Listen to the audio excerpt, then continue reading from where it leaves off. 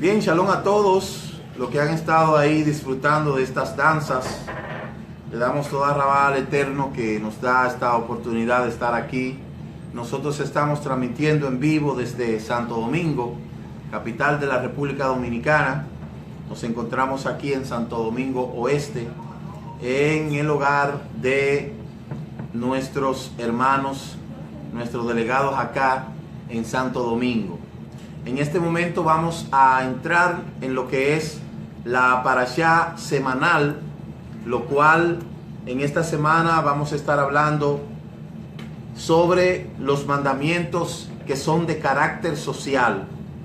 Quiero que todos vayan a sus escrituras y vamos a buscar en el libro de Shemot. Ese es el libro que estamos nosotros estudiando en este tiempo, lo que es el libro de Shemot, y mal traducido por los griegos como Éxodo. Y realmente este cambio de nombre muchas veces distorsiona lo que es el contexto y su significado real. Shemot significa nombre, y obviamente Éxodo se ha traducido como salida, pero realmente el nombre del libro es Shemot, nombres. La parashá se encuentra en esta semana en el capítulo 21, en el versículo 1 hasta el versículo 24 y hasta el capítulo 24, verso 18. La palabra mishpatim significa reglamentos. Mishpatim significa reglamentos. Esta parashá tiene que ver con las ordenanzas que son de carácter social. Bien, no sé si alguno de ustedes tiene ahí escritura. Vamos a leer el capítulo 21, verso 1 del libro de Shemot, donde dice el verso 1: estas son las ordenanzas que pondrás delante de ellos. Como hemos hablado al principio, la palabra mishpatim significa reglamento. Nosotros sabemos claramente que en todas las naciones hay lo que se conoce como el sistema de justicia, y ese sistema de justicia está estructuralmente organizado. El objetivo de crear las leyes de los hombres es poder poner como fundamento la justicia dentro de la sociedad y que haya una buena convivencia entre los hombres. Por eso dice el capítulo 13 del libro de Romanos: sométase a toda autoridad que hay en la tierra, porque las que hay fueron establecidas por el Eterno. Y como siempre le digo, cada vez que vamos a tomar esta parashá, el derecho que se nos ha enseñado aquí a nosotros es el derecho romano. Bueno, que tenemos aquí una persona que es un perito en la materia, y nosotros podemos ver que lo que tiene que ver con todo el espectro de lo que es la justicia, hay mandamientos, estatutos, ordenanzas, hay leyes, y todo esto se hace con la objetividad de que haya una buena convivencia entre los hombres y que haya un orden, porque donde no hay orden, obviamente va a haber un desorden. Por eso yo aprendí en la clase de administración y legislación escolar que hay una pequeña problemática en la comunidad latina, y es precisamente la desorganización. Mientras los anglosajones se le conoce como los líderes del orden y de la organización, al latino se le caracteriza por la improvisación y la desorganización. Y ha sido muy difícil para el latino el poder organizarse. Y yo creo que eso es algo que la Torá a nosotros nos está enseñando. El fundamento de toda sociedad tiene que estar basado en un código de leyes, de mandamientos, de estatutos. Pero en un lugar donde no haya ley, es un lugar donde reina la anarquía. Una anarquía que no hay quien se sujete a nadie, donde nadie tiene derecho y donde no hay quien ponga el orden. Y se dice a través de lo que es la sociología, que una de las razones por lo cuales en Latinoamérica se levantaron tantos dictadores radicaba en el hecho de que la sociedad todavía no había madurado, y para poder tener control en ciertas áreas había que tener una especie de dictador que esté imponiendo su autoridad. Y nosotros aquí en República Dominicana, nosotros fuimos víctimas de varias dictaduras, aunque precisamente solamente se habla de una, pero ahí se conoce a Lili, que fue un dictador. Antes de Lili igualmente había otro, y luego de Lili asciende Trujillo, etc. Es en el caso de República Dominicana. Pero si nosotros vamos a México, si vamos en los tiempos de Trujillo, había en el Caribe una cantidad de gente que eran se estaban proyectando de la plataforma dictatorial. Y esos fueron tiempos que pasaron, donde no había democracia, donde no había libertad de prensa, donde no había una libertad de opinión. Usted no se podía expresar públicamente, usted estaba restringido, la gente estaba asustado, la gente estaba bajo una presión mediática, donde la gente no se podía expresar. Había que hacer lo que el dictador decía, y todos los países latinoamericanos fueron víctimas, lamentablemente, de este tipo de dictadores. ¿Por qué?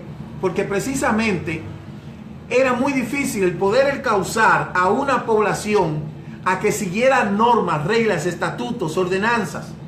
Sin embargo, nosotros vemos que muchos años atrás, el pueblo de Israel, un pueblo que viene de Egipto, de una mentalidad de esclavo, entonces el Eterno lo lleva al desierto.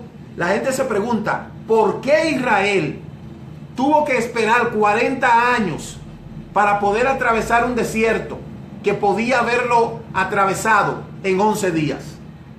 ¿Por qué? ¿Cuál fue la razón? ¿Cuál fue la razón que Israel tuvo que durar 40 años atravesando un desierto?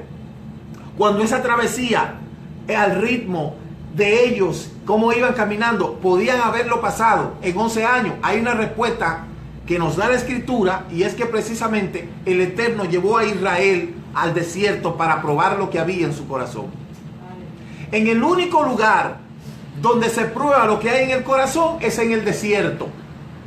Entonces, por eso fue que Israel tuvo que ir al desierto. ¿Por qué? Porque Israel tenía que ser procesado, Israel tenía que ser instruido, Israel tenía que ser disciplinado, Israel tenía que ser ordenado, Israel tenía que ser formado para que pueda dar a luz una nación, y cuando se establecieran allá en Canaán como una nación, pudieran tener todos los requisitos que pudieran permitirle desarrollarse dentro del marco y de la obediencia a la Torá. Esa fue la razón por la cual Israel tuvo que atravesar 40 años en un desierto, y obviamente ahí se vio lo que ciertamente había dentro de ellos. Yo siempre digo que al Eterno le fue fácil sacar a Israel de Egipto. Lo que fue difícil fue sacar a Egipto de Israel. ¿Por qué? Por muchísimos factores. Entonces, esta parashá, Mishpatim, cuando habla el capítulo 21, verso 1, que estas son las ordenanzas que pondrá delante de ellos, está diciendo claramente que este es un elemento importantísimo, el cual el pueblo debería de obedecer para poder seguir funcionando como nación. En la Torá aparecen varias palabras que hablan de los mandamientos del Eterno que fueron dados a Israel. Y las 5 palabras que pueden ser similares o en plural es Torá. Esta palabra tiene 5 significados. Torá. Recuerde que la palabra Torá lo que significa es instrucción. Sin embargo, los griegos la tradujeron y prácticamente la interpretaron como ley. Entonces, esta palabra Torah viene de la Yarat, que significa señalar, y hace referencia a varias cosas que son sumamente importantes. Lo primero es que es una instrucción cualquiera. De ahí se puede tomar la primera definición de Torah. Una instrucción cualquiera, como dice el libro de Proverbios, capítulo 3, verso 1. Dice Proverbios 3:1, hijo mío, no te olvides de la instrucción, es decir, no te olvides de la Torah. ¿Ve? Lo segundo es una instrucción específica en cuanto a un asunto específico. Por ejemplo, una instrucción tocante a lo que son los sacrificios, como dice el libro de Levítico, capítulo 6, desde el verso 9 en adelante. Dice, esta es la instrucción concerniente al holocausto. Esta es la instrucción sobre el sacrificio, es decir, ahí también aparece la palabra Torah. De igual manera, en el libro de Romanos capítulo 7, verso 2, habla también de la instrucción o de la ley en cuanto a lo que es el marido. Por otro lado, también tenemos la instrucción general entregada al pueblo, que es la Torah de Moshe, que fueron los 5 libros de Moshe, ¿verdad? Como ya lo conocemos. Génesis, Shemot, Bamidbar, Levítico y luego Devarim, o más bien Bereshit, Shemot, Vaikra, Bamidbar y Devarim. Esos son los 5 libros de Moshe que se conocen después como el Pentateuco cuando fueron traducidos por los griegos. Entonces, esta palabra Torah, lo que quiere decir la parashá en esta tarde, que no es una ley, sino una instrucción. Como quien dice, Torah es dar en el blanco. Si no das en el blanco, entonces desobedeces la Torah. Es decir, cuando tú das en el blanco, obedece la Torah. Cuando no das en el blanco, desobedece la Torah. Estos mandamientos, estatutos, fueron dados precisamente para eso, para ser obediente. Tenemos varios ejemplos que hablan de lo que es este mandamiento, pero no queremos tomar mucho tiempo en la definición, por así decirlo, genérica de la palabra, sino que nos queremos ir más allá para hablar de lo que respecta a lo que son los mishpatim, que son estos mandamientos que son de carácter social. Porque etimológicamente esta palabra Torah tiene mucho significado. Y si nosotros agotamos un tiempo hablando de todos los significados que tiene la Torah, pues obviamente se nos iría ahí todo el tiempo. Pero esta palabra Torah, lo que quiero que le quede en la mente es que Torah no es ley. Torah es instrucción. Y eso es lo que cuenta. Una ley. La ley es un mandamiento muchas veces entregado por un jurídico y ese mandamiento no te da opción. La ley te dice, pasaste el semáforo, te pusieron una multa, pero la Torah te dice, te voy a enseñar para que no puedas desobedecer el semáforo. Entonces la Torah te enseña sobre cómo no debe de obedecer el semáforo, pero la ley te dice, si pasa el semáforo, te condeno. Entonces por eso es que no es lo mismo instruir que una ley, no es lo mismo. Una instrucción requiere una educación, una formación, una organización. Entonces, en esta parashá y en todos los 613 mandamientos, existen 3 características que se conocen como los mishpot. Los mishpot son mandamientos. Y esos mandamientos son los mishpatim, que son de carácter social, los hukim, que son mandamientos que no tienen una explicación lógica. Un hukim es, por ejemplo, el de la vaca roja. Eso es un hukim. Y la gente se pregunta, pero ¿por qué la vaca tiene que ser roja? Bueno, porque el Eterno dijo que es roja. Y ese mandamiento no tiene una explicación lógica. Dentro de los 4 niveles de interpretación de la Torah, del método Parde, eso no tiene lógica. Si usted le busca la lógica en la primera parte de la Peshá, segunda parte Remes, el Drash, el Sof, cuando usted dice, pero ¿por qué la vaca tiene que ser roja? No le busque vuelta a eso, obedezca y punto. De igual manera, cuando se habla de que la gente no debe de comer carne de cerdo, la gente se pone a preguntar, pero ¿y por qué no debe de comer carne de cerdo? y tan rica que es la carne de cerdo, como dice mucha gente. Bueno, si la Torá dice que usted no puede comer carne de cerdo, no coma carne de cerdo. Usted podrá tener explicaciones científicas, alimenticias. Usted podrá decir, no, el puerco es bueno por muchísimas razones y no sé qué. Pero la Torá dice que no comamos el cerdo. Y si la Torá dice que no comamos cerdo, es la Torá que lo dice. No es un hombre que dijo, no se puede comer cerdo. No, fue el Eterno que dijo, aborrecerás al cerdo, no comerás cerdo. Y dice el libro de Isaías capítulo 66, verso 18, que los que comen carne de cerdo, abominación y ratón juntamente serán talados. Es decir, que el que come carne de cerdo está comiendo ratón, es lo que dice la Escritura. Pero mucha gente dice, pero ¿y por qué la carne de cerdo que es tan rica? La carne de cerdo que, bueno, el Eterno dijo que no se puede comer y punto. El que se pone a buscar lógica al asunto podría encontrar cierto nivel de lógica, pero entonces desobedecería el mandamiento del Eterno. Y el Eterno dijo, no comerás cerdo. ¿Por qué? Porque aunque tiene la pezuña hendida, no rumía, o rumía pero no tiene la pezuña hendida, está prohibido. Bueno, pues ya se acabó. No, hay gente que comienza a buscarle la vuelta, dice, pero que fíjate, pero que mira. No, no hay que buscar ni mirar, punto. No se come y punto. Fue el Eterno que habló, no fue un hombre. Entonces, está también la otra parte que son los edot. Para hacer un resumen, los mishpatim son los mandamientos de carácter social.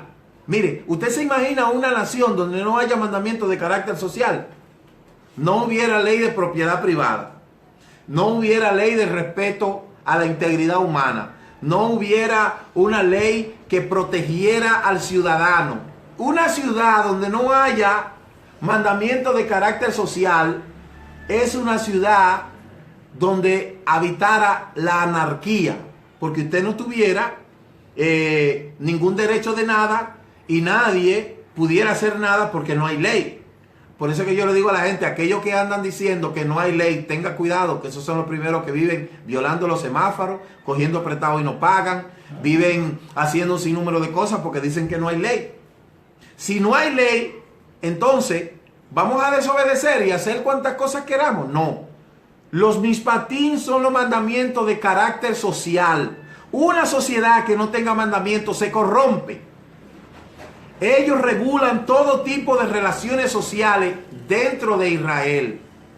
A mí me hubiese gustado tener una persona aquí a mi lado que tenga conocimiento del espectro de las leyes para que podamos hacer un desglose de esa plataforma que forme el engranaje del sistema jurídico en cada país, para que ustedes vean que cuando usted ve el derecho, por ejemplo el derecho romano, y usted lo ve cuando se lo dan en la universidad, es algo bonito, es algo precioso, y usted se asombra cuando usted ve los derechos del ciudadano, cuando usted ve, sin embargo, cuando muchas veces eso se va a llevar a la práctica, del dicho al hecho hay mucho trecho. Entonces, los hukim son mandamientos que son difíciles de entender porque carecen de explicación lógica. Y los edot son mandamientos acerca de ciertas marcas distintivas que tienen que ver con los mandamientos. Por ejemplo, está la mezuzá, los tzitzit y los tefilín. Esos son edot, esos son mandamientos específicos. Entonces, el capítulo 21, verso 15, dice, ahí comenzamos con los mandamientos de carácter social. Miren lo que dice. El que hiera a su padre o a su madre ciertamente morirá. ¿Cómo le llama eso en el aspecto jurídico? Violencia. De violencia, cuando es de violencia de la mujer se llama violencia femenina. Violencia de género. Pero cuando es del hijo al padre, ¿cómo se llama? Se llama patricidio. Patricidio, exactamente. Se llama patricidio. Cuando un hijo agrede a su madre o agrede a su padre, eso se llama patricidio. Parricidio. ¿Y cuál era la sentencia que le caía sobre el agresor que pueda herir a su padre y a su madre? Dice aquí que es ciertamente moriría. Ahora, usted dirá, pero si esa ley se aplica ahora, ¿cómo sería? Entonces, mucha gente iba a morir. Yo lo que le aseguro a usted es que si esto se aplicara, hubiera menos violencia en la familia. Bueno. Hubiera menos violencia en la familia. Sí. Ahora bien, por el hecho de que usted cree que cuando, porque nosotros sabemos que cuando una persona hiere a uno de sus progenitores, lo meten preso. Hay una condena, existe una condena. Pero yo creo que la condena más grande que existe una persona cuando agrede a su papá o a su mamá es la condena divina. Porque una persona agredir a su progenitor, en el caso de la madre, que fue que la tuvo 8 o 9 meses en el vientre, en el caso del padre, que fue que se dedicó a criar ese muchacho, esa muchacha, con las luchas que se cogen para levantar a una muchacha y a un muchacho, y que ese muchacho entonces venga a agredir, como lo hemos visto, esas personas mueren espiritualmente. Quizás no mueran físicamente, pero mueren espiritualmente. ¿Por qué? Porque uno de los mandamientos principales es honra a tu padre y a tu madre, que es el primer mandamiento con promesa, para que te vaya bien y tus años sean alargados. De modo que aquel que agrede a su padre, a su madre, aunque ciertamente crea que no le va a venir nada, ciertamente viene un castigo de parte del Eterno. Dice el Talmud que no se hará acreedor a la pena de muerte sino por un golpe que cause una lesión, es decir, una contusión, una herida, la cual salga sangre. Que ni siquiera es que lo haya agredido de muerte, sino que lo haya agredido con una contusión tal que haya brotado sangre de esa herida. Eso era reo de muerte. Yo siempre he creído que la democracia se ha convertido en un libertinaje. La democracia en los países se ha convertido en un libertinaje. ¿Por qué? Porque por haber leyes tan flojas es que hay tanta criminalidad. Hay muchos países donde las leyes son más rígidas que la gente le tiene temor a las penas judiciales.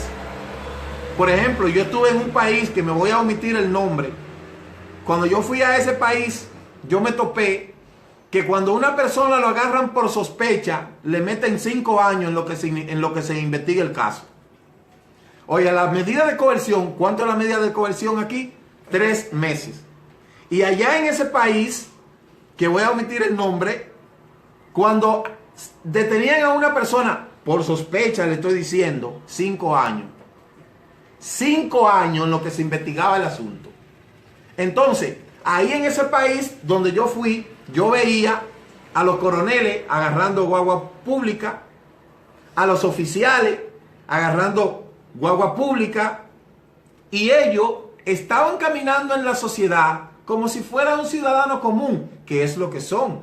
Porque los militares, el Poder Judicial, lo que son ciudadanos puestos a servicio de la ciudadanía. Están llamados a servir a la ciudadanía, no a servirse de la ciudadanía. Y en ese país, yo veía a los coroneles con sus cuestiones aquí y todo, agarrando guaguita, subiéndose en su guaguita. Y yo me reía, yo decía, pero ¿y cuándo tú vas a ver un coronel allá andando en una guaguita o en un motorcito como yo lo veía allá? Y saludando a la gente. No, eso usted nada más lo ve en dos lugares, en la película y en ese país. Solamente. Pero si hubieran leyes más rígidas y ciertamente se aplicaran, la sociedad no estuviera como está hoy en día.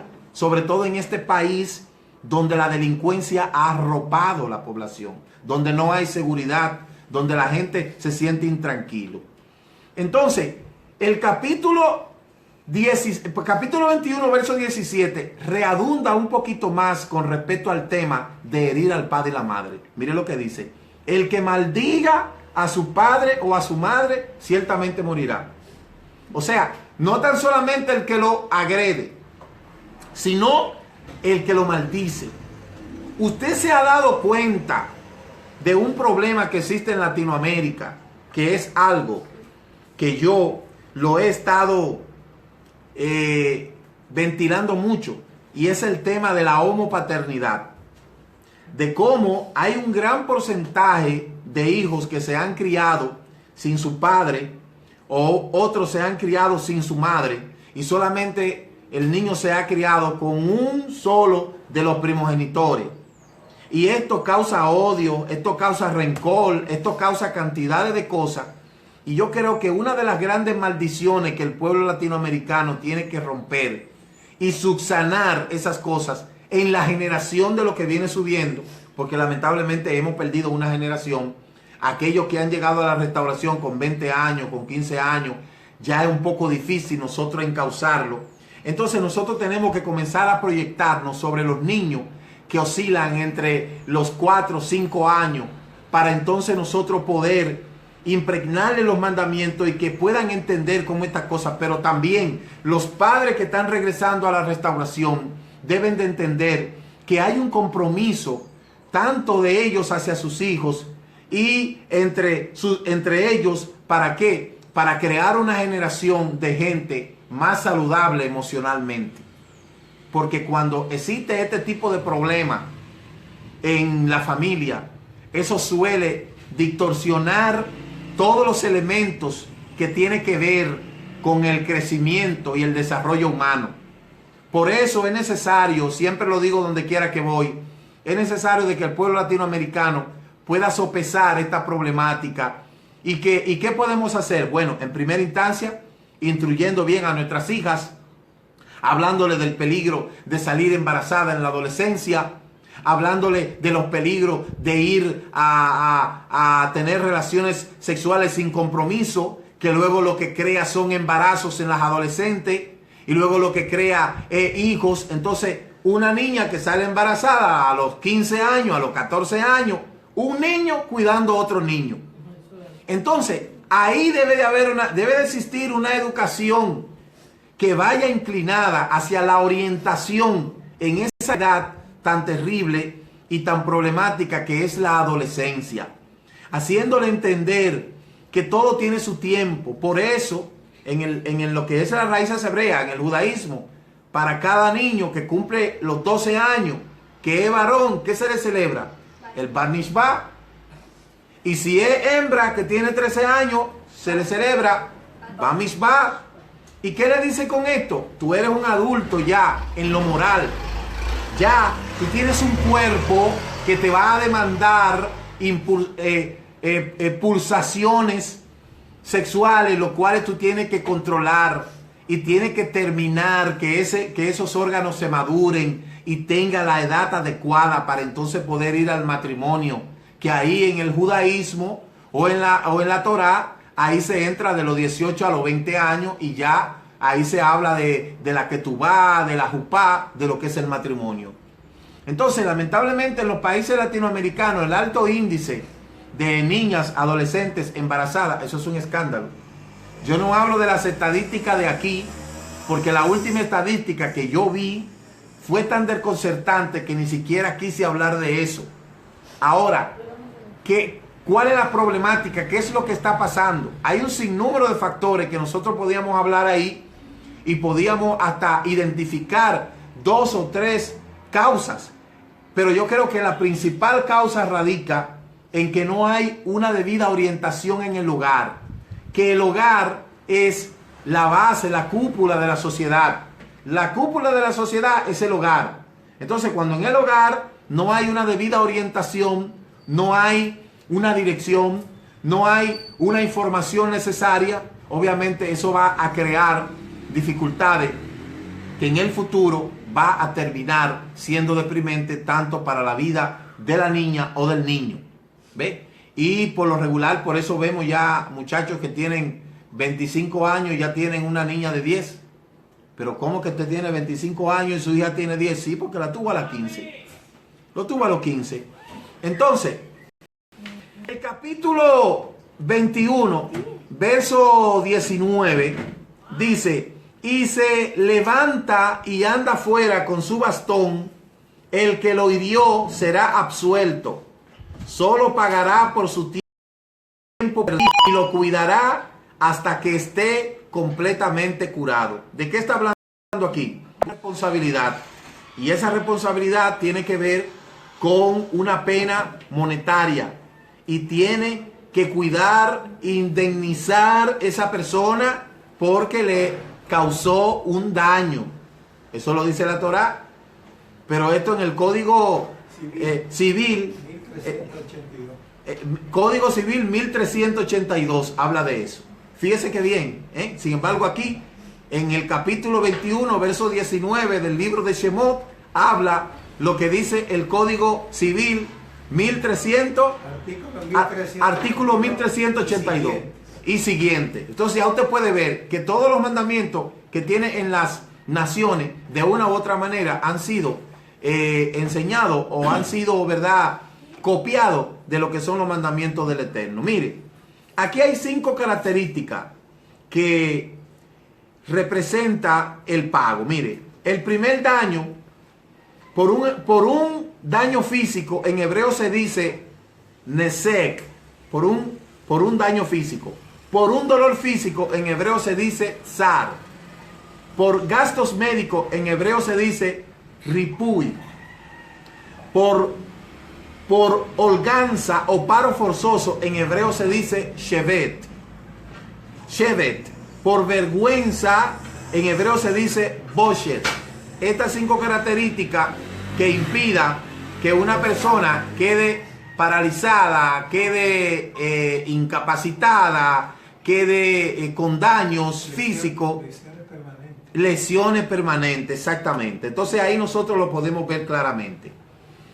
El capítulo 21, verso 22 dice, si algún hombre, oiga a donde entramos ahora, si algunos hombres luchan entre sí y golpean a una mujer encinta, escuche, y golpean a una mujer encinta y ella aborta sin haber daño, ciertamente el culpable será multado cuando el esposo de la mujer demande, y él pagará según lo que los jueces decidan. 2 hombres están peleando. Uno golpea a una mujer embarazada. La mujer se cae, pierde el embarazo y pierde la criatura. Entonces, el que hizo el daño tiene que indemnizar a esa mujer lo que diga el esposo o lo que dicte el juez. ¿Usted se imagina si eso ciertamente se aplicara de esa manera? ¿Hubiera menos violencia intrafamiliar? ¿Hubiera menos feminicidio? Yo recuerdo que en enero yo di un programa que hablaba acerca de la dificultad de los tiempos. Y recuerdo que apenas íbamos como por 20 días del mes de enero y ya en la República Dominicana habían más de 7 o 8 feminicidios. Óigame bien, solamente en República Dominicana. En el año pasado, más de 87 mujeres fueron asesinadas, como el que no quiere la cosa. Este año yo no sé cuántas van. Hasta esta fecha yo no sé cuántas van. Entonces, ¿qué está pasando? Yo le preguntaba a un profesor que es psicólogo que si era que los hombres habían perdido el control y que si era que los hombres se habían vuelto locos. No, no es eso. Es que la revolución que ha traído este siglo, principalmente a través de la tecnología, ha caído muchas veces en manos de gente que no tiene la capacidad de poder lidiar con ciertas situaciones y se va por lo más fácil, la agresión. Ahora bien, también hay una flojedad del departamento que tiene que ver con la violencia intrafamiliar, que es lo que estamos haciendo en nuestro país. O una mujer iba y ponía una querella. Entonces, oiga esto, la mujer que puso la querella le mandaban la cita al hombre con la misma mujer. Y aquí nosotros hemos visto casos de hombres que han asesinado a la mujer en plena audiencia. Allá en Higüey se dio un caso así, oye, en plena audiencia. El hombre agarró en medio, se supone que ahí hay auxiliares, ahí hay policía, sin embargo, ahí se asesinó esa mujer. Pero ¿y cómo es posible que una mujer va y se queja ante las autoridades violencia contra la mujer, entonces la persona encargada va a mandar la cita a ese hombre con la misma agredida. ¿Cuándo se puede haber eso? Debe de haber una persona que vaya y entregue esa carta. Usted tiene una cita para comparecer ante la jueza tal por una acusación de agresión intrafamiliar, de agresión femenina. No, entonces la mujer le llevaba la carta al hombre. Imagínense, ¿cómo se va a sentir un hombre que la mujer que él ha golpeado le va a llevar una carta para que vayan a comparecer ante un juez? Esos son intuertos que tiene el sistema judicial. Y eso causó de que muchas mujeres aquí fueron asesinadas. Muchas. Yo no creo en las estadísticas de aquí, porque cuando me dice que van 20, son 60 que van. ¿Ve? Yo no creo en las estadísticas de aquí. Mire que nosotros allá en la universidad trabajamos con estadística. La sociología de eso se trata. Pero lamentablemente, cuando a mí me dicen que el departamento de tal y tal subió una estadística que el año pasado murieron qué sé yo cuántos niños prematuros, yo digo no, yo le sumo a eso 4 o 5 porcentajes más, porque cuando viene a ver es más, porque también se trata de tapar la realidad. Y por eso es que yo le digo a la gente, los medios de comunicación son el termómetro que nos enseñan a nosotros a ver cómo estamos como sociedad. Porque hay cosas que si los medios de comunicación no lo publicaran, eso se quedara como que nada estaba pasando. Yo no estoy en contra de que un medio de comunicación esté haciendo lo que se hace hoy en día, mostrando cadáveres, mostrando gente muerta, asesinada. No, yo no estoy en contra de eso. Yo estoy en contra de eso. De lo que yo no estoy en contra es de que se saquen las informaciones. Porque lamentablemente en el país hay 2 lugares de los cuales usted se da cuenta cómo andamos. En la policía y en el hospital. Pero en el hospital van los menos pudientes. Los casos más terribles y complejos se los llevan a la clínica. Entonces, lamentablemente, podemos decir, esta deficiencia ha creado un país inseguro. Y ese es el problema, un país inseguro. Eso no es algo que yo estoy alarmando ni nada por el estilo, pero también no estoy hablando tan solamente de República Dominicana. Estoy hablando de los principales países de Latinoamérica. Si nosotros nos vamos a México, eso ni se diga, la violencia que hay en México. Si nos vamos a Guatemala, si nos vamos a Colombia, si nos vamos a Brasil, eso es asombroso. En Perú, yo me asombré cuando fui a Perú, cuando vi la cantidad de niñas que son violadas, abusadas sexualmente, hasta por sus familiares, por su propio padre, por su tío, por su primo, por su hermano. Eso es increíble. Entonces, ante esta situación que está viviendo el pueblo, yo creo que amerita que la gente se pare en el camino y que recapaciten qué es lo que está pasando. Porque es deprimente los datos estadísticos y cómo uno puede ver que fluyen las noticias en Latinoamérica. Casos sumamente asombrosos.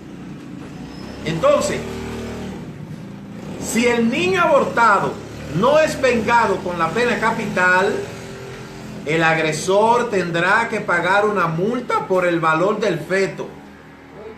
Oiga lo que dice. Y entonces, aunque se ponga un número, pero ¿usted cree que la vida tiene precio? ¿Ve? Hay gente que lo han matado y cuando van, por ejemplo, una persona borracha va en un carro, se lleva a un niño, lo mata y esa persona borracha tiene mucha influencia. Lo primero es que se busca un abogado, que el abogado sabe que es culpable y lo va a defender. Y luego de ahí en adelante viene el trajín del sistema. Al fin y al cabo, no importa lo que el chofer alcoholizado pague, no le van a devolver la vida al niño. Y de eso nosotros conocemos cientos de casos. Gente que han fallecido en las gomas de un chofer temerario y que lamentablemente no ha habido forma de enmendar esos errores. Pero si hubiera una justicia más fuerte, que apretara más la tuerca, aquello que lo encuentren conduciendo borracho, la cosa no estuviera así. ¿Ve? Aquí dice que tiene que pagar una multa por el valor del feto. Y según lo que los jueces decidan, en el caso de que el marido haga una demanda, es decir, ¿cómo se le llama eso? Que ponga una querella, ya ahí entonces dice que el Beidín, la Corte de Justicia, va a dictar una sentencia. ¿Ve? Pero muchas veces, en el código donde están estipuladas estas sentencias y el costo, lo que implica, lo que la persona tiene que pagar, eso es algo sumamente, eso no se compara con el daño causado. No importa lo que pueda pagar. Yo creo que aquí este es de los países donde las multas son las más baratas del mundo. Yo una vez fui a Puerto Rico y vi en un parqueo donde había un letrero que decía que era para incapacitados, y decía el letrero que el que se paraba ahí tenía que pagar una multa de $500 por pararse en un parqueo para discapacitados. Aquí no tan solamente se paran en el parqueo, aquí si el discapacitado está ahí lo quitan y se parquean ellos. Esto es terrible. Aquí no se obedece eso. Y por eso estamos como estamos. Lamentablemente es así. El 21-23 dice, pero si hubiera daño, entonces dará vida por vida. Aquí se refiere a un daño en la mujer y no en el niño que ya murió. Los maestros tienen dos opiniones en cuanto a esta interpretación. Hay quienes opinan que el hombre tendrá que pagar con su vida literalmente, y otros que dicen que se trata de una indemnización monetaria.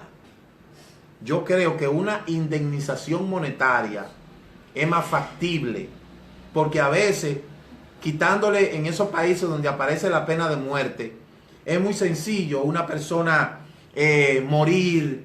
Ah, sí, hice cualquier daño, ya voy a morir. No, a veces es mejor que lo pongan a trabajar para pagar esa pena, esa indemnización, porque también la persona tiene derecho a restaurarse. ¿Ve? Y yo creo que no hay un arrepentimiento más fuerte que usted pagar por sus actos en vida. Porque con la muerte ya. ¿Ve? Ya. Entonces, lo que mantiene la segunda opinión dicen que el hombre, si el hombre no tenía la intención de matar a la mujer, por eso no se le puede emplear la pena de muerte. Ahí es donde viene el tema de los abogados. Uno de los grandes planteamientos del Poder Judicial es: usted es inocente hasta que no se demuestre lo contrario. Usted es inocente hasta que no se demuestre lo contrario. Y de ahí entonces comenzamos con ese engranaje, ese estratagema. Por eso es tan delicado el contexto de las leyes. Eso es sumamente delicado, sobre todo en países como el nuestro. Los de la primera opinión dicen que si el hombre tenía la intención de matar a la mujer, también tiene que ser reo de muerte. Eso dice el Midrash. ¿Ve? El Código Penal. Y el Código Penal dice eso también. Porque eso cambia de crimen, lo cambia a asesinato. Exactamente. La intención. Es lo mismo un crimen, el crimen premeditado. Se convierte en asesinato. Exactamente. Y la pena varía de 20 años del crimen. Sí. El asesinato llega a 30. A 30 años, que es la pena máxima. Aquí se está ventilando el hecho de que se pueda poner cadena perpetua. ¿El sistema aguanta eso? ¿Soporta eso? Yo creo que el sistema de República Dominicana no soporta eso. A 40 ahora. A 40 años. Porque tener un preso de por vida en una cárcel, eso implica dinero. Mucho. Eso implica costo. ¿Ve? Entonces, básicamente lo que trata de, yo creo que lo más prudente aquí es evitar caer en cualquier tipo de problema. Y así usted no tiene que meterse en problemas, usted evita el problema. El Proverbio 15 dice: la blanda respuesta quita la ira, y la palabra áspera hace subir el furor. Pero ese ahínco, esa ira, muchas veces la ira ciega al hombre, ciega el entendimiento. Y yo creo que es mejor evitarse todo tipo de problemas. Porque miren, la mayoría de los que han cometido crímenes, después la gente le pregunta que por qué lo hiciste y ellos dicen que ellos no saben.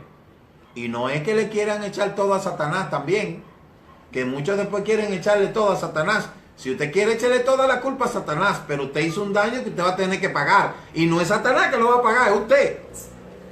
¿Ve? Porque aquí viene, no, a mí se me dice, no, yo sentí que se me metió una cosa, que se me metió esto. Usted no puede venir delante de un juez y que, no, mire, señor juez, excúseme, que fue que yo sentí que se me metió una nube, que me asopló un aire. No, no. Usted con todo ese aire que se le sopló y con todo eso, usted va a caer preso. Entonces yo creo que lo mejor es evitar y caer en problemas, porque esto no es nada bueno. El capítulo 21-25 dice, quemadura por quemadura, herida por herida, golpe por golpe. ¿Ve? La gente le llama eso ojo por ojo y diente por diente, pero no se aplica ahí, eso no es lo que aplica ahí. Estos tres casos no se trata de pérdida de órganos, sino de un dolor físico. Dolor físico se dice tsar, que también tendrá que ser recompensado según la cantidad de dinero que una persona como ella desearía recibir a cambio de sufrir el mismo dolor. Es decir, ¿usted se atrevería a sufrir lo que usted le hizo a ella, o usted quiere mejor que se lo devolvamos en dinero? Yo le estoy seguro que hay gente que prefiere pagar todo antes de caer en ese dolor. Porque mire, yo he visto gente, hermano, mire, yo en una ocasión vi una muchacha, ella, estudiante, una muchacha joven, tenía su pierna desbaratada, tenía 4 clavos, una muchacha de apenas 21 años. ¿Qué pasó? Ella venía de la universidad y vino un señor borracho, ella estaba en su semáforo esperando que cambie la luz, y el hombre vino y lo chocó. Ella estando en su semáforo, esperando, obedeciendo la ley, el hombre vino, se cruzó el semáforo en rojo y se topó con ella y le dio a la pierna, y eso fue desbaratada la pierna. ¿Ve? Entonces, si fuera como en otros países, como en Estados Unidos, que cada semáforo tiene 8 cámaras, en cada esquina hay 8 cámaras. Y todo el que se va en una luz roja se va, pero a las 24 horas le llega el ticket a la casa con la foto. ¿Ve? En países civilizados como en el Reino Unido, como en Suiza, en esos países nórdicos, yo me he fijado que cada semáforo en cada esquina tiene 4 cámaras. Y qué tremendas cámaras.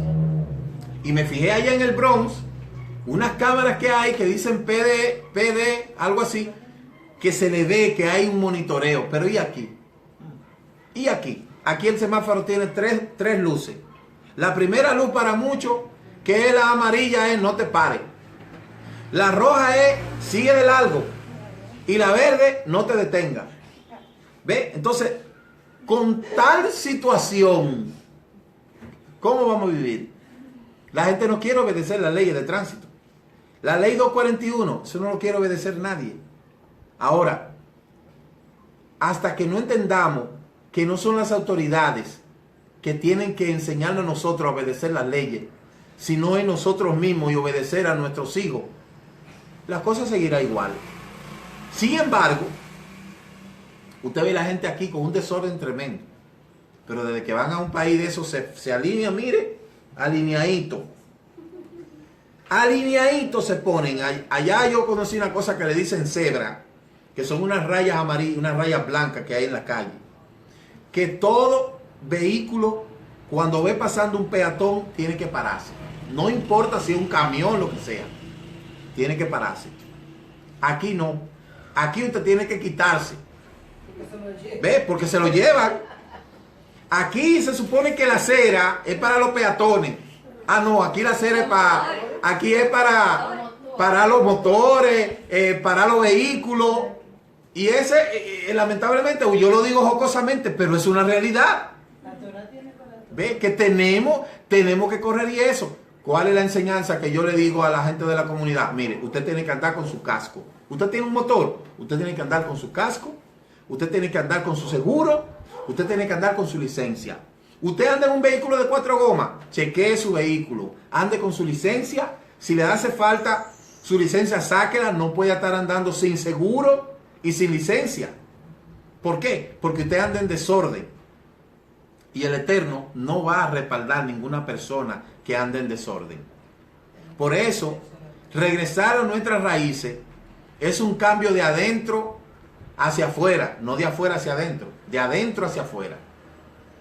Y el cambiar de adentro hacia afuera implica, en primera instancia, yo organizarme como persona, ordenarme como persona, disciplinarme, y asimismo nuestros hijos, y eso se va extendiendo a lo colectivo. ¿Por qué?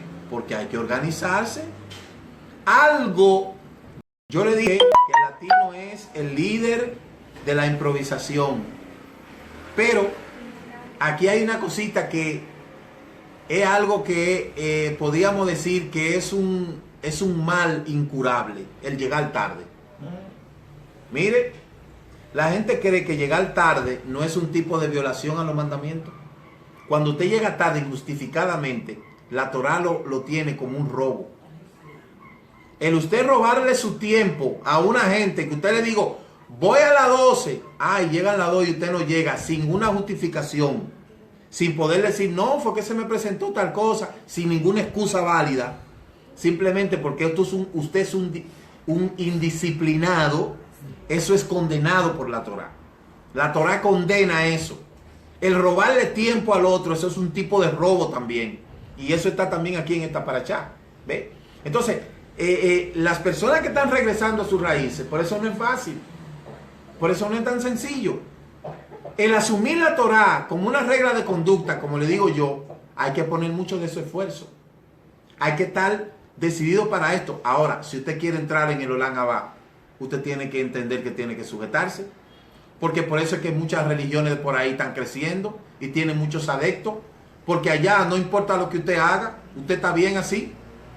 ¿Ve? No hace nada, entra en todo, no pasa nada. Yo escuché una que dijo en la televisión, si usted es brujo, venga y deje la brujería al paso.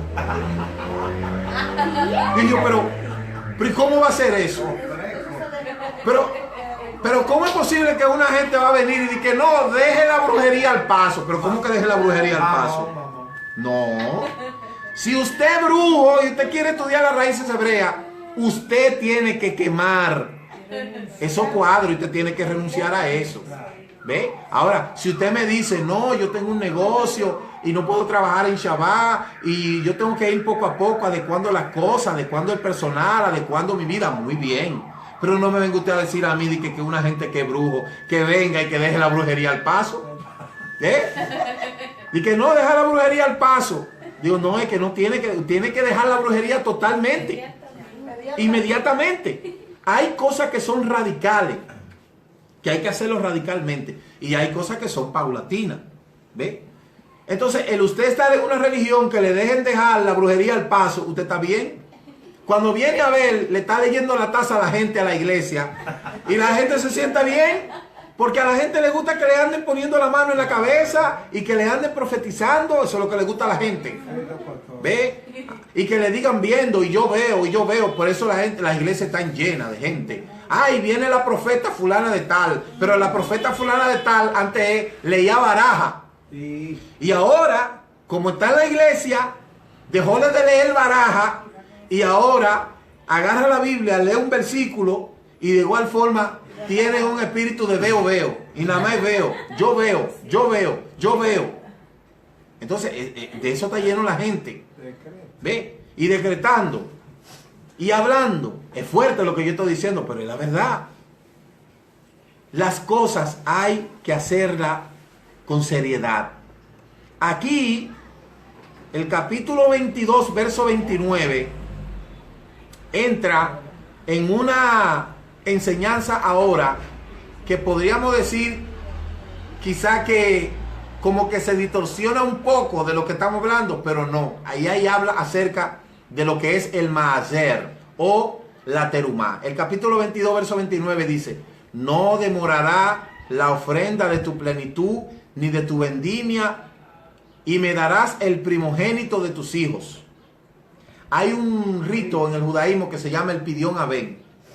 El Pidyon Aben, por eso cuando ustedes escuchan que dice Yeslan Torah, Yeslan les Pidyon Aben, Llegat Brit Milá, ahí está diciendo el Pidyon Aben es la rectificación del primogénito o la redención del primogénito, que es un tipo de voto que se hacía y se redimía al primogénito llevando una ofrenda al templo, y entonces así se redimía el primogénito.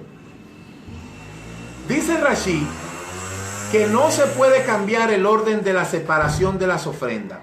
Primero vienen los bikurim, las primicias que se entregan en el templo. Luego viene la terumá, que es la porción elevada que se entrega al Cohen. Y después viene el maaser. De modo que aquí hay tres modalidades. Primero viene los bikurim que se entregan al templo. Obviamente estamos hablando de fruto. Luego viene lo que son la terumá, que es una porción elevada que se entrega al Cohen. Y luego viene el maaser. Hay tres tipos de maaser: maaser ani, maaser reshi y maaser ani, maaser rishon y maaser ani. Tres tipos de maaser, pero se divide en tres partes. El maaser rishon, que es el segundo diezmo, el maaser ani se le da al pobre, ¿ve? Y se separa el maaser rishon, que es entregada al levita. De modo que lo que el Cohen conseguía, apartaba una parte para el levita y otra parte para la viuda y los huérfanos. Esa es la modalidad. Ahora, mucha gente dice que la Torah, que la ley está abolida, pero esto sí le gusta mucho a la gente. Por eso yo no hablo mucho de esto aquí, porque cuando uno está hablando mucho de eso, la gente le gusta mucho poner atención, porque la gente quiere saber todo relativo al diezmo, ¿ve? Y quiere conocer y quiere saber. Pero realmente, ¿cuál es la profundidad de querer saber?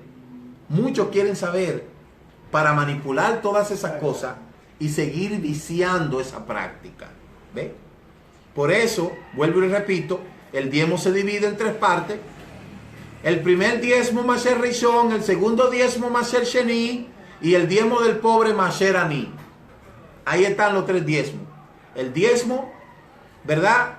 De lo que es el primero, segundo y tercero. El primero se separa y es entregado al levita. Y este entrega el diezmo al Cohen, y luego se entrega el otro a lo que es la viuda y el huérfano. Hay dos cosas importantes también entre terumá y sedaká. Una terumá se hace cuando el pueblo iba a hacer algo en público. Por ejemplo, cuando se fue a construir, cuando iba a construir el Mishkan, Moshe le dijo al pueblo: traigan todo lo que tengan. Y el pueblo públicamente llevó eso para el utensilio del Mishkan. Eso es una terumá. Una terumá se da en público. Cuando hay un proyecto, ese proyecto va a ser en común acuerdo con la comunidad.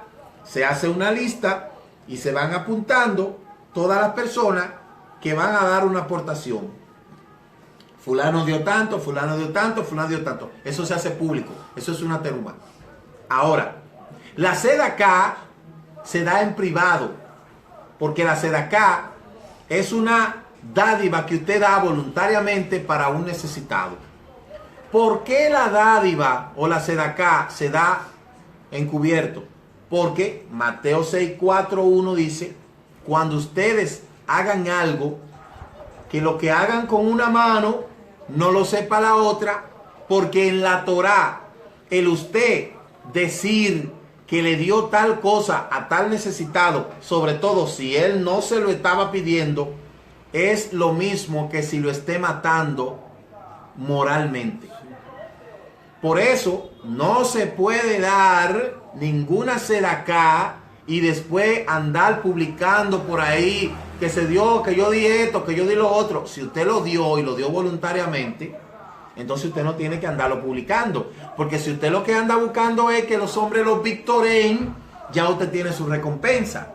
Ahí siempre yo le digo a la gente, cuando usted ve en tiempo de política, que los políticos van con una cajita de arroz, una librita de arroz, 5 sopitas, 1 libra de azúcar, 3 cafés, una botellita de aceite de 1 onza, entonces van a entregárselo a un pobre anciano que vive en una casita de cartón y van con una cámara que cuesta $3,000. ¿Y qué es lo que están buscando ahí? Ser victoriado por los hombres. Bueno, si usted anda buscando que los hombres lo victoreen, ya ahí lo tiene, usted no tiene ningún pago ya. Ese es, no, porque hay que hacer eso para que la gente vea. Ese es el problema, que la gente dice, para que la gente vea. Sin embargo, fuera de la política, usted no ve a ningún político dando nada. Usted no lo ve haciendo nada. Entonces, nosotros tenemos que entender, si hacemos alguna obra de bien, no hay que andarla publicando. Mateo 6, del 1 al 4, dice claramente, cuando hagan algo, no lo hagan para ser victoriados por los hombres. ¿Por qué? Porque si haces esto, ya vas a tener tu recompensa. Esa es la recompensa tuya. ¿Tú querías que los hombres te victoriaran? Bien hecho, ya. Tú no tienes más nada que buscar. Pero no debe de ser así. El capítulo 22, verso 31 dice, y serán para mí hombres apartados, no comerán carne despedazada, en el campo a los perros la echarán. Esto es un juquín. ¿Por qué dice la escritura que nosotros no podemos comer carne destrozada de los animales? La Torá tiene varias explicaciones. La palabra destrozada en hebreo se dice trefá, que es una forma femenina de tref, cuya raíz es taraf, que significa apresar, despedazar, herir. Trefá significa literalmente que el animal ha sido despedazado. Y nosotros sabemos que en la halajá dice la manera de cómo se tiene que matar un animal. Oiga bien, allá en el Bronx yo vi, en Brooklyn también, y en Connecticut, en varios estados, existen rabinos cuyo trabajo solamente es matar animales. Se dedican al sacrificio de animales. Esos rabinos, ellos saben la manera de cómo el animal tiene que ser sacrificado para que el animal no sufra. Hay una vena aquí, que es la vena carótida, que ellos después de recitar la verajá, cortan esa vena y el animal lo que hace es que se duerme. Y así el animal no sufre. Pero cuando un animal es despedazado por otro animal, ese animal, número 1, sufrió. Y número 2, no botó toda la sangre. Entonces esa carne se tiene como inmunda.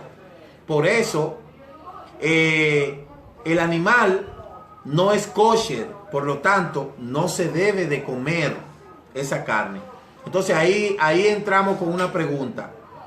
¿Y cómo yo me doy cuenta de la manera que el animal fue asesinado o matado? No asesinado, matado. Yo le voy a decir una cosa. Yo estoy hace muchos meses atrás que yo no como carne de res. Yo no como carne de res. Y más en donde nosotros estamos. ¿Ve? Más donde nosotros estamos, ahí yo no como carne de res. Porque yo no sé la manera que mataron ese animal. Y yo no quiero comer nada que me haga daño. Yo no quiero comer nada que vaya a crear un tipo de situación a mi vida que luego me vaya a hacer daño. Yo no como carne de res. Más bien de pollo o algo así, pero carne de res yo no como. Muy difícil. ¿Por qué? Precisamente por eso. Ahora, si uno va a un tipo de supermercado judío y uno compra esa carne, que de hecho es una carne bien costosa esa carne. Así sí, pero esa carne que venden por ahí por la calle, yo le aconsejo que no. Además, la misma proteína que tiene la carne, lo tienen los brócolis. Los brócolis tienen esa misma proteína. ¿Por qué? Porque verdaderamente tenemos que entender que el pecado entró a la humanidad. ¿Por dónde fue? Por la boca. Óigame, el pecado entró a la humanidad por la boca. Si el pecado entró a la humanidad por la boca, entonces hay comidas que están prohibidas y hay que abstenerse. ¿Ve? Un hombre santo cuida de lo que entra por su boca.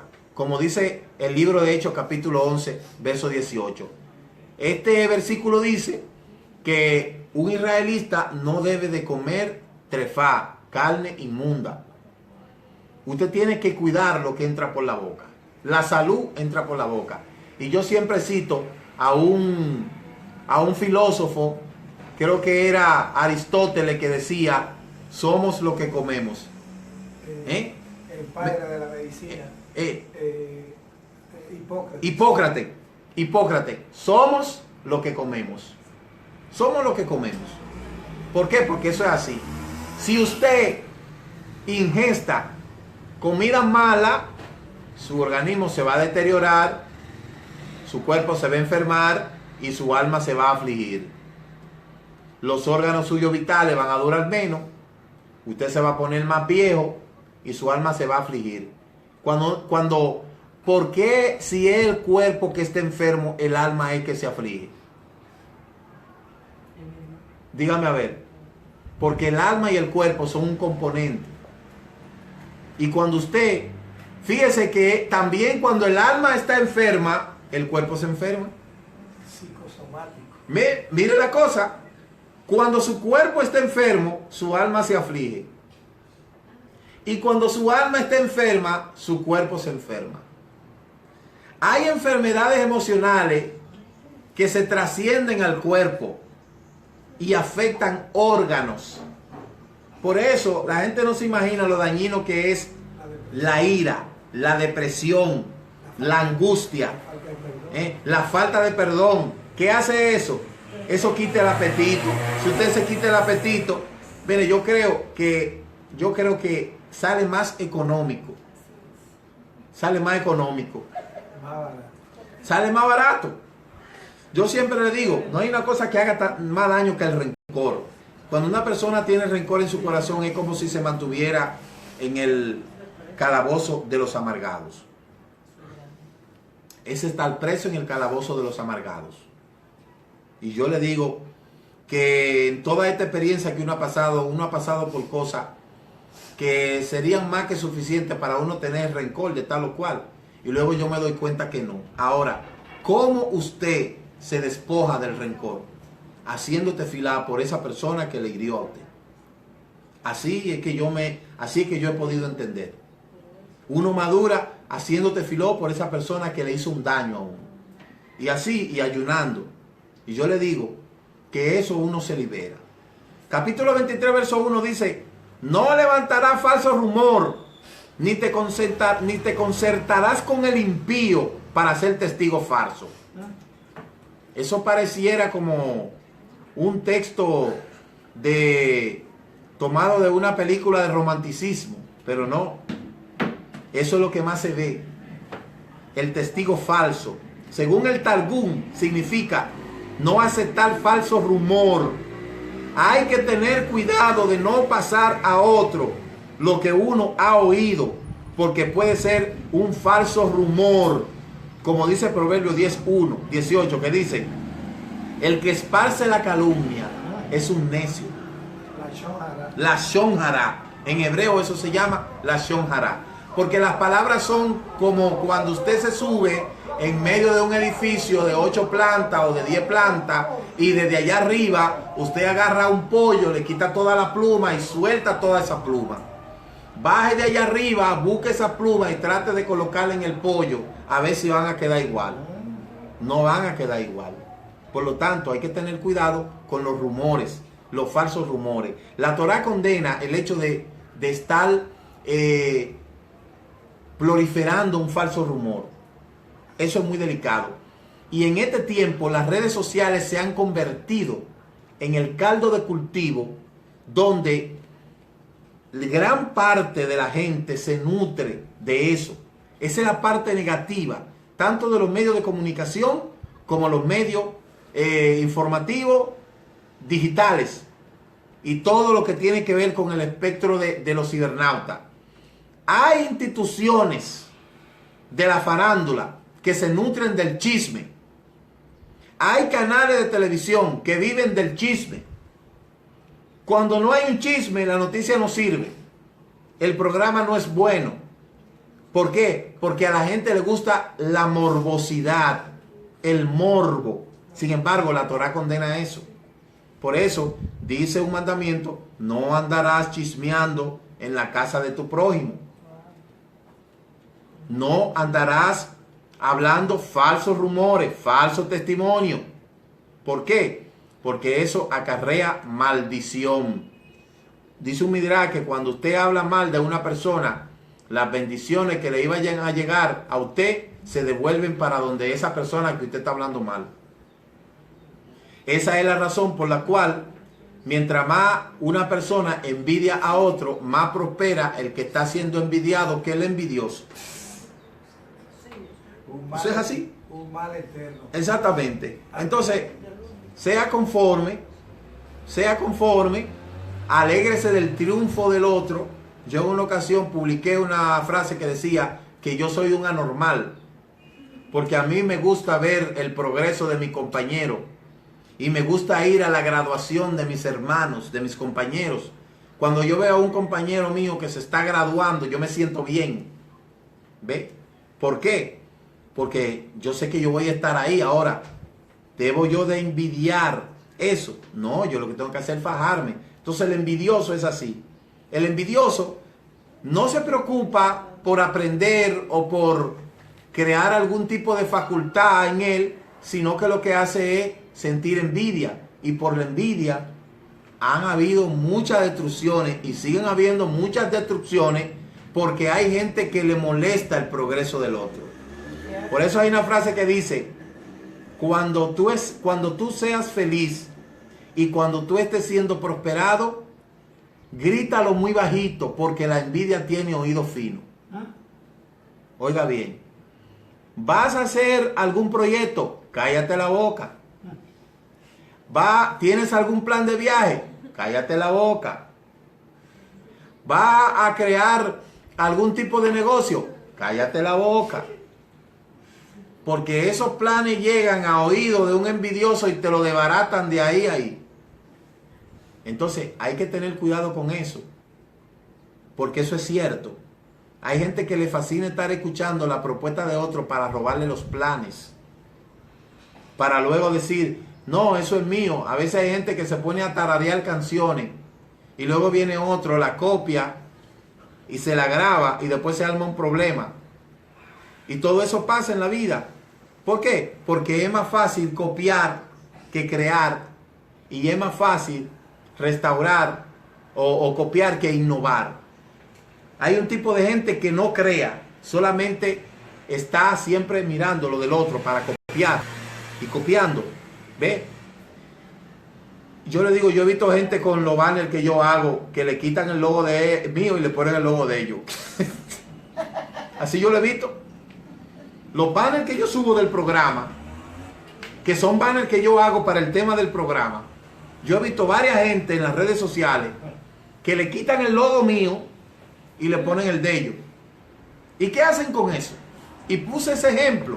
¿Pero qué hacen con eso? ¿Usted cree que están haciendo algo bueno? No, porque el día que usted no tenga más que imitar, usted se quedó sin nada.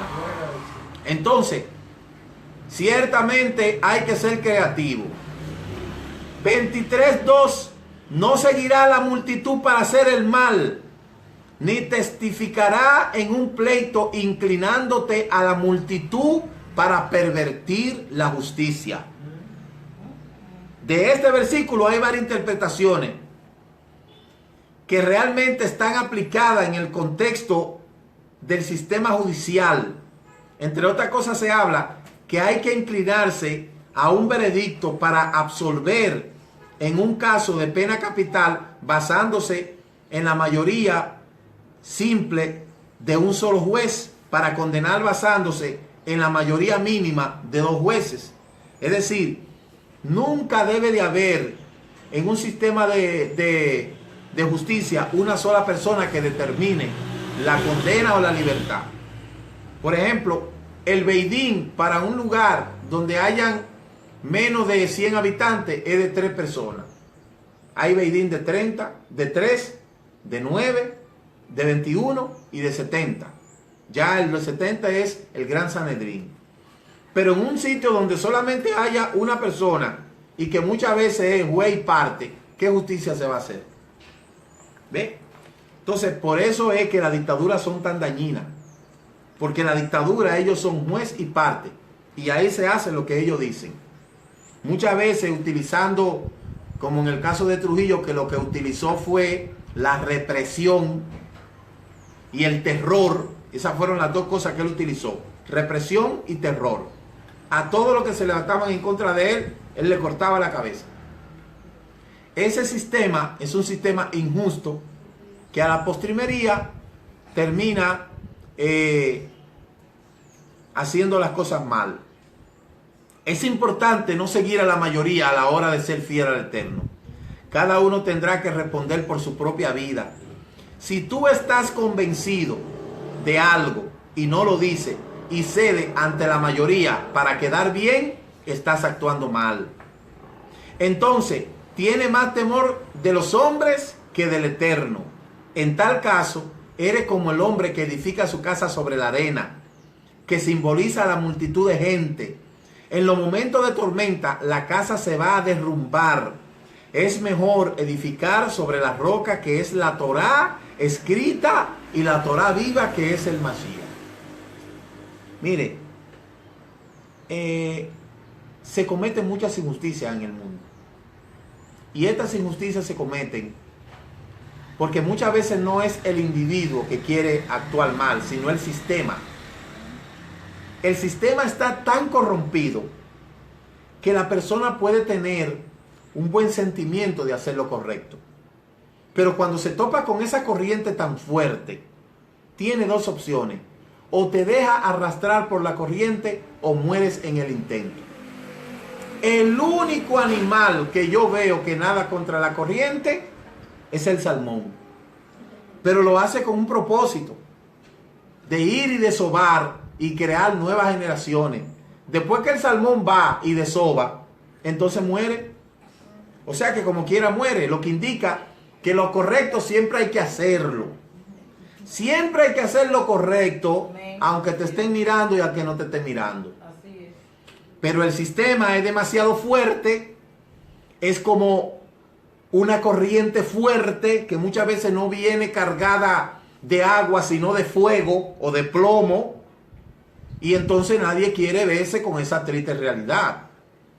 Y por eso es que las leyes en Israel tienen otra manera conforme a la Torá. El capítulo 23, versos 4 y 5 dice: si encuentra extraviado el buey de tu amigo o tu asno, ciertamente se lo devolverás. Si ves caído debajo de su carga al asno de uno que te aborrece, no se lo dejará a él solo, ciertamente lo ayudará a levantarlo. Al que te aborrece. Usted sabe la cantidad de gente que se ha encontrado celular. Usted sabe la cantidad de gente que se ha encontrado cartera. Ay, qué bendición. Usted sabe la cantidad de gente que le han devuelto dinero de más y se han quedado con ese dinero. Ay, pero qué bendición, mira eso. Pero que usted no devuelve eso. No, es que eso es lo que él le robó a otro. Y Jehová me lo dio a mí. Y Dios me lo dio a mí. A su siervo. A su siervo, porque él ve que yo lo necesitaba. Eso se llama robar. Eso se llama robar. Al que le den un dinero de más, tiene que devolverlo. Toda la cartera que se encuentra la gente, no me venga con excusa que tiene que tener una cédula, un número de celular o algo. No, muchos cogen el dinero y botan la cartera y después se van a ir en gloria. ¿Eh? Yo creo que hay una cárcel que hay que ponerle gloria. La cárcel de la gloria. Hay uno que es la cárcel de la victoria. Deben de poner uno la cárcel de la gloria. ¿Ve? Porque hay gente que, yo estoy en Victoria, cuidado si es la cárcel. Una gente que esté robándose lo ajeno no puede estar en Victoria. ¿Usted cree que el Eterno apruebe que una persona vaya a un negocio y se llame ser creyente y le den 2,000, 3,000 pesos de más y se quede con él? ¿Está correcto eso? No. No importa si es un delincuente el dueño de ese negocio. Yo no tengo que ver con eso. Me dio dinero de más, se lo devuelvo. Me encontré un celular. Tengo que buscar el dueño de ese celular. ¿Ve? Me encontré una cartera. Eso tiene que tener dueño. Búsquelo. ¿Ve? Me encontré un bolso. Me dejaron una puerta de un vehículo mal cerrada. Ciérrela. Me encontré una llave de un vehículo. Devuélvala. Devuelva lo suyo, que eso no es suyo. Todo el que hace esta cosa cae sobre maldición. Cae en maldición. Porque eso se llama robar. Aunque le digan que es una bendición de Dios, como le dicen a usted, eso se llama robar. Hay que devolver lo ajeno. Por eso la honradez comienza en la casa. Ahí es donde se comienza a cultivar la honradez. Que es la honradez. Es algo muy caro y usted no lo va a encontrar fácilmente en gente barata. La honradez está en peligro de extinción porque a la gente le gusta lo fácil. A la gente le gusta no coger lucha. Por eso la gente cae tan fácil en la corrupción, en el dinero fácil, en la droga, en los vicios. Por eso mismo, por lo fácil. Entonces, todos estos valores, óigame bien, todos estos valores no tienen que ver en nada con religión. Porque antes del ser humano, ser religioso es humano. Por eso, la honradez, ¿ve? La caridad, lo que es la humildad, lo que es todos esos elementos que van con el carácter del individuo, que lo hagan ser un buen ciudadano, le van a dar la facilidad de a lo mejor no tener todo el dinero del mundo, pero yo creo que no hay una almohada más tranquila como una conciencia tranquila. No hay una almohada mejor como una conciencia tranquila. Que usted no tenga resentimiento, que usted no tenga miedo, que usted tenga el orgullo de decir, yo hice lo correcto, aunque no me recompensaron por mi acto, aunque no se lo recompensen, el Eterno ve la honradez suya y tarde o temprano lo va a premiar, porque el Eterno respalda su palabra. Y si Él nos está diciendo a nosotros que devolvamos lo que no es de nosotros, entonces con eso está diciendo que yo por ese gesto de obediencia yo te voy a bendecir. La Escritura dice, la bendición del Eterno es la que enriquece y no añade tristeza con ella. La Torá no permite que uno guarde rencor. Recuerde eso. No se puede guardar rencor. En el programa pasado estuve hablando de la destrucción del Beit HaMikdash. El primer Beit HaMikdash fue destruido por 3 pecados: idolatría, inmoralidad e injusticia. Y el segundo Beit HaMikdash, la gente estaba estudiando la Torá, estaba haciendo teshuvá, estaba dando terumá. ¿Y qué pasó? Ahí había una cosa que se llama el odio infundado. ¿Y qué es el odio infundado? El odio infundado es nada más y nada menos la exclusión. El usted ver a su hermano con ojo diferente. Ahí es donde vuelvo y repito. El askenazí ve con malos ojos al sefardí. El sefardí ve mal al askenazí. El yeminí ve malo al hasidí. El hasidí ve malo al otro, al yadís. Entonces, eso no debe de existir en el pueblo del Eterno. Hasta que esas indiferencias no se quiten del pueblo, y mientras más esto perdure, va a ser dilatada la venida de Mashiach. Y el tercer templo no lo vamos a ver, porque mientras haya odio infundado ahí en el corazón. De hecho, yo no he visto nunca de los hijos de Israel que ninguno se llame Askenaz y ninguno se llame Sefará. No. Jacob tuvo 12 hijos. Y esos 12 hijos tienen un nombre. Y ninguno de ellos yo veo que se llama ni Askenazí, ni Sefardí, ni nada de eso. De modo que hay que sacar de nuestro corazón ese odio infundado. Pero ahí vamos con lo que es el racismo. Los negros tienen aborrecimiento de los blancos. Los blancos aborrecen a los negros. Ahí viene por el color, viene por el estatus social. Todo eso lo han hecho los hombres. Sin embargo, fíjense una cosa. El blanco no quiere saber del negro, pero entonces le gusta la ropa negra. Y por el contrario, el negro no quiere saber del blanco, pero le gusta vestirse de blanco. Todo el blanco quiere ser negro. Porque cuando una gente viene de por ahí de tan lejos, a 7 días se quiere poner de este color.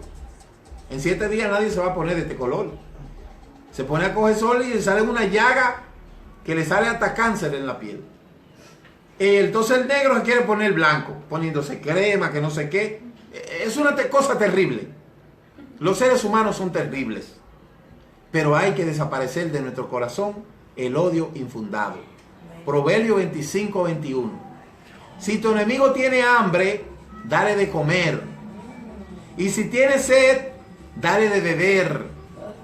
Y dice el verso de beber agua, no le dé a beber otra cosa. No le vaya a dar veneno, no le vaya a dar agua dañada. No, dice, dale de beber agua, dice.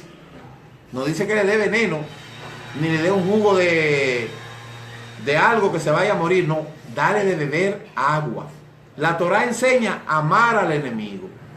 En el tiempo del segundo templo había una corriente de enseñanza que permitía odiar al enemigo. Y hay una corriente del judaísmo que enseña eso.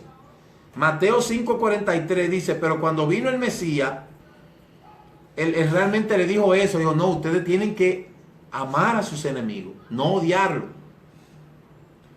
Y esto no fue visto con agrado. Dice Mateo 5:44, pero yo digo, amad a vuestros enemigos y orad por los que los persiguen.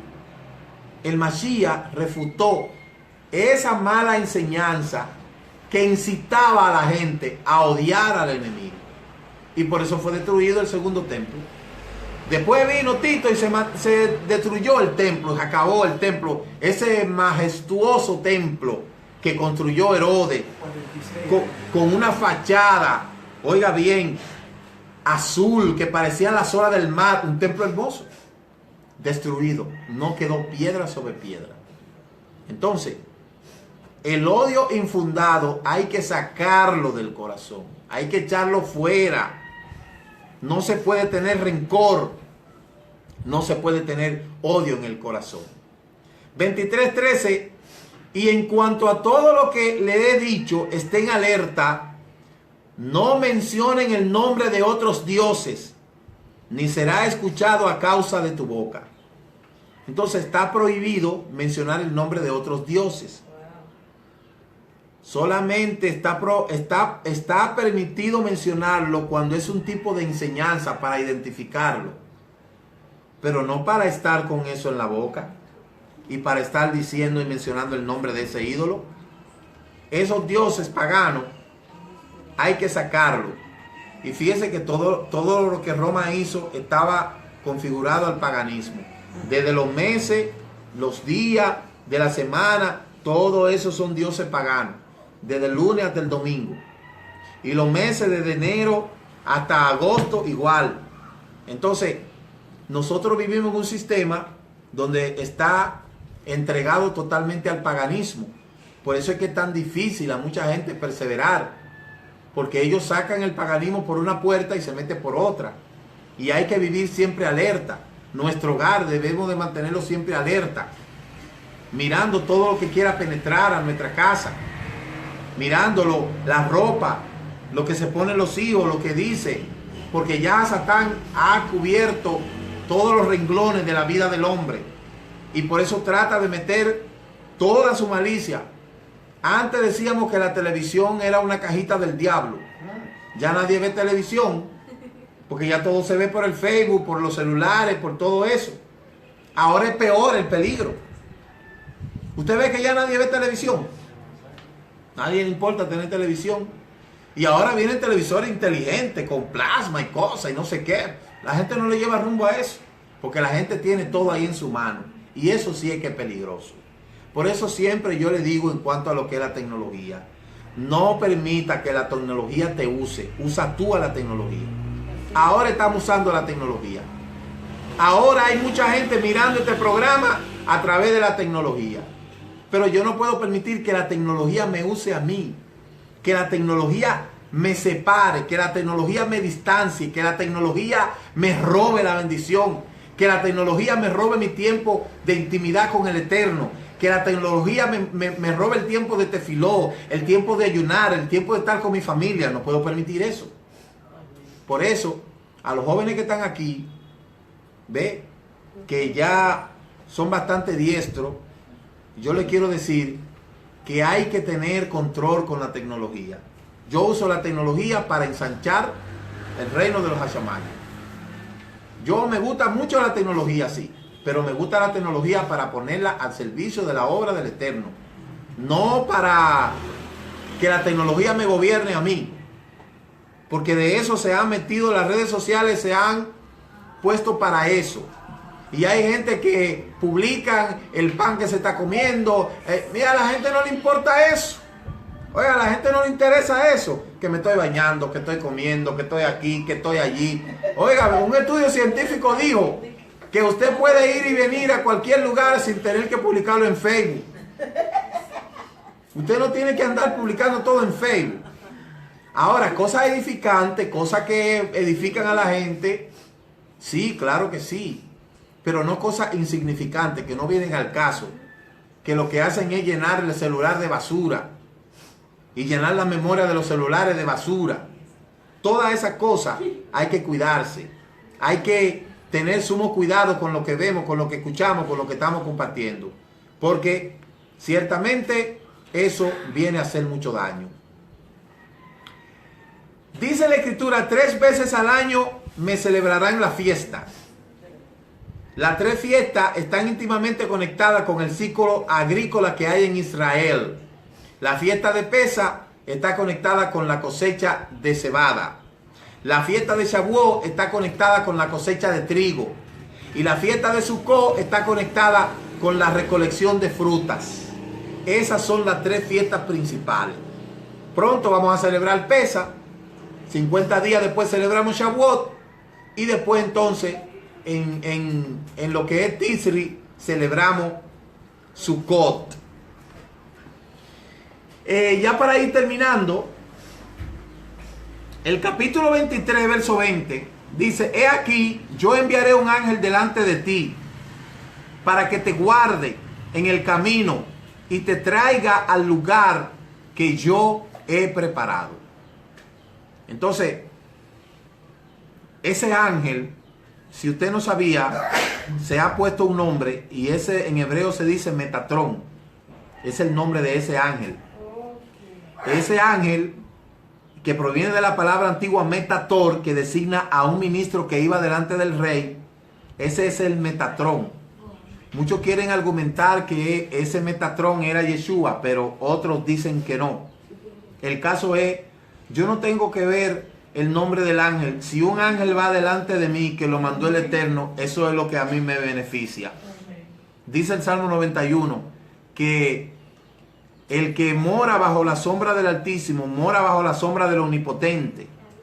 Ese ángel Metatrón, yo creo que si el Eterno permitiera que nosotros abriéramos nuestros ojos espirituales y veamos el ambiente donde nosotros estamos y todas las influencias negativas que se pudieran ver en el mundo espiritual, nosotros nos moriríamos de un infarto. Porque uno no sabe la cantidad de lucha espiritual que se está lidiando en este mundo. Por eso, dice el libro de Efesios, capítulo 6, verso 12, que no tenemos lucha contra carne y sangre, sino contra principados, potestades, gobernadores, malicia. El mundo está lleno de espíritu de las tinieblas. Si el Eterno no estuviese con nosotros, no se sabe dónde estuviésemos ahora mismo. Por eso es muy importante, antes de usted salir de su casa, presentarse delante del Eterno. y sobre todo cuando usamos vehículos, cuando salimos a la calle. Todo eso es una dinámica en la dedicación que tenemos que seguirla precisamente para eso. Dice 23:20 de eso, que enviaré un ángel delante de ti. Y debemos de entender que si Él manda ese ángel delante de nosotros, debemos de estar en agradecimiento en ese sentido y sobre todo entender que es una bendición el poder sentirse protegido por el Eterno. El 23:21, sé prudente delante de Él y obedece su voz, no sea rebelde contra Él, pues Él no perdonará vuestra rebelión, porque en Él está mi nombre. En ese ángel que iba delante de Israel estaba el nombre del Eterno. Y en el libro de celebración del Seder, de Tefilot, en Rosh Hashanah, ahí se habla que Metatrón se le conoce como la Yeshua. Entonces, Yeshua es la salvación. Por eso es que muchos creen que este ángel era Yeshua, porque no hay otra manera de usted decir salvación en hebreo que no sea Yeshua. Eso es salvación. Entonces, hasta aquí lo vamos a dejar, porque ya va bajando el sol. Vamos a estar en pie y vamos a estar haciendo una tefilot para nosotros terminar. Y quiera el Padre que todas estas palabras que hemos hablado en esta tarde se haya quedado anclada en el corazón, y más que nada en algún momento de la vida, de nuestra vida, nos vayan a ser efectiva para que podamos ponerla en práctica. Padre, te damos toda rabá en esta tarde por este momento que tú nos has dado de estar aquí, Avinu Malkeinu. Te pedimos, Padre eterno, que tú puedas seguirnos dando la sabiduría y el entendimiento para seguir haciendo tu voluntad en donde quiera que nos encontremos. Señal de esta es que este hogar ahora se ha convertido en un lugar donde se enseña tu Torah. Por eso te pedimos que tú sigas facultándonos y nos sigas preparando para la labor, la obra que hay que hacer aquí en Santo Domingo. Yo te presento a esta familia. Te pedimos, Padre, que sigas trabajando en ellos, que pueda proveer los conocimientos que necesitan y tú puedas ministrar tu shalom y tu propósito en este lugar. Por los méritos de Yeshua te presento también a Zulki. Te pido que tú puedas bendecirla. Mira el trabajo que ella está haciendo allá en Orlando. De igual forma te presento su madre, sus hijos, y te pido que tú la sigas guiando por el sendero de tu Torah y que tú la sigas ayudando a seguir adelante con este mensaje. Cada uno de los delegados y los colaboradores de este ministerio están en tus manos. Aleluya. Y mira a todos ellos que están ahí conectados, que han podido ver esta transmisión. Te pedimos, Padre, que tú sigas restaurando las ovejas esparcidas de la casa de Israel y que tú sigas ayudando a aquellos que con sinceridad te están buscando, a aquellos que son conversos de corazón y que quieren ser justos en las naciones. Por los méritos de Yeshua Abacadosh, te damos toda rabá. Amén y amén. Bien, vamos a entrar ahora en lo que es la despedida del Shabbat.